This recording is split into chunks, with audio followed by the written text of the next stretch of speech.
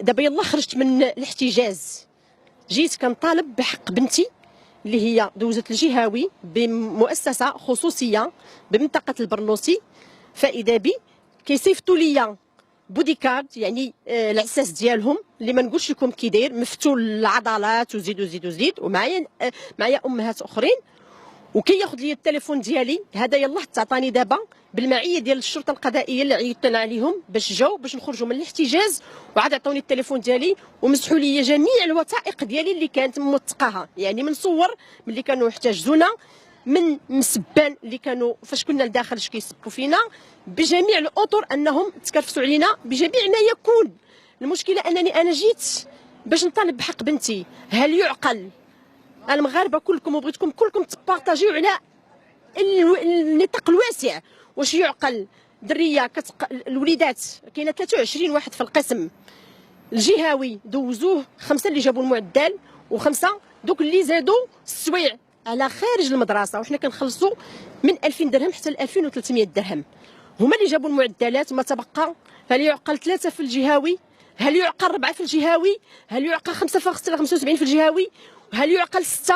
هل يعقل 7؟ وبالكثره. دابا المشكل كان واحد ولا جوج نقولوا حنا وليداتنا جينا بغينا نتسائلوا، بغينا نعرفوا شنو هو المشكل الحقيقي، مع العلم انني انا كنت كنجي باها كان كيجي كيقولوا لنا مزيانين، ولادكم حافظين، ولادكم غادي يكونوا ان شاء الله هما الاولين، غادي يجيبوا 14 الفوق. صدمنا نهار السبت كيعيطوا للاباء واحد واحد، وشنو كيقولوا لهم؟ ولدكم ولا بنتكم راه من الاحسن تكرر، راه من الاحسن. ودابا تجاوبونا وخذوا القرار في اقرب وقت. ملي جينا اليوم استوعبنا المشكل، لاننا حنا من نهار السبت وحنا في واحد الهستيريا، حنا نفسانيا مرضنا. ملي عيطنا للاباء باش نشوف، انا شخصيا عيطت للاباء باش نشوف واش بنتي اللي هي بوحدها نمشي نجلس ونعرف بان بنتي اللي ضعيفه، ولكن ملي كنلقى 17 واحد ولا 18 واحد كلهم نفس المعدل، ان كان شيئا كيدل فهو كيدل على المستوى الضعيف ديال المدرسه، وكيدل بان المدرسه خانتنا وخانت الثقه ديال الاباء اللي درنا فيها وما كانت كتقول لنا حتى شي حاجه. كيدل بان المدارس الخصوصيه ماشي كلها وان البعض ديالها بانهم اصحاب الشكير، واصحاب الشكير خرجوا على المدارس التعليميه.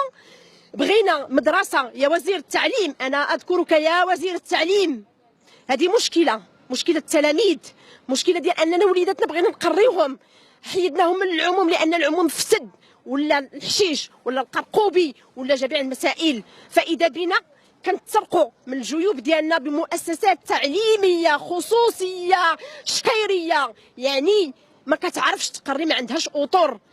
ها عار والديكم الا ما حيدوا علينا الشكاير خليونا نقريو، حنا كنحيدوا الفلوس من جيبنا باش كنعطيوها لوليداتنا، بغيناهم يقراو، ما بغيناش واحد يكون البطاله بزاف. علاش هذا المشكل حنا فيه؟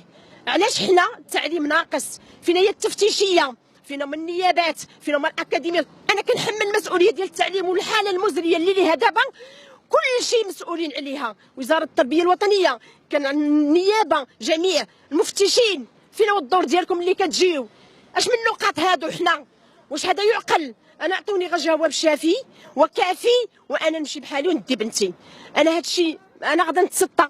انا بالمناسبه كنطلب من جميع المغاربه باش يبارطاجيو، كنتمنى من جميع الجمعيات باش يتضامنوا معايا. انا مازال غندير وقفه وكنقول لهادوك اللي كيمشيو كيتضامنوا مع وحدين اخرين اللي هما ماشي في التعليم، كنقول لهم اجوا تضامنوا معايا دابا.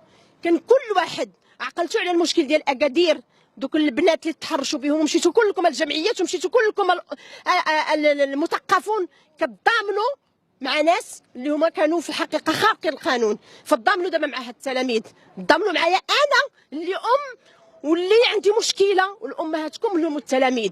هذا جيل اللي غادي يهز المشعل ديال المغرب، هذا جيل اللي غادي يكون ان شاء الله من بعد منكم، ملي غنموتوا حنا لما غنخليو المغرب.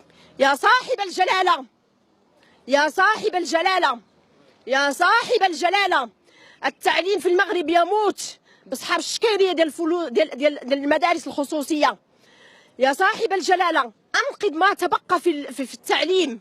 يا صاحب الجلاله، حنا امهات، حنا الجيوب ديالنا اخوات، حنا ضعفاء بهاد الجبناء اللي هما داروا لنا هاد القضيه. في اخر المطاف تجيب لي البوليس، وانا انا كنت في احتجاز التليفون ديالي، وانا غندير دابا ان شاء الله محضر عند البوليس، لان البوليس اللي عطوني التليفون ديالي، مع العلم انني انا كنخدم بالتليفون ديالي، وانا كنخدم تاجره ومسحوا لي الارقام التليفون ديالي، وبغيت هذاك البودي كارد اللي هو جا خدا لي حتى هو بغيتو ان شاء الله.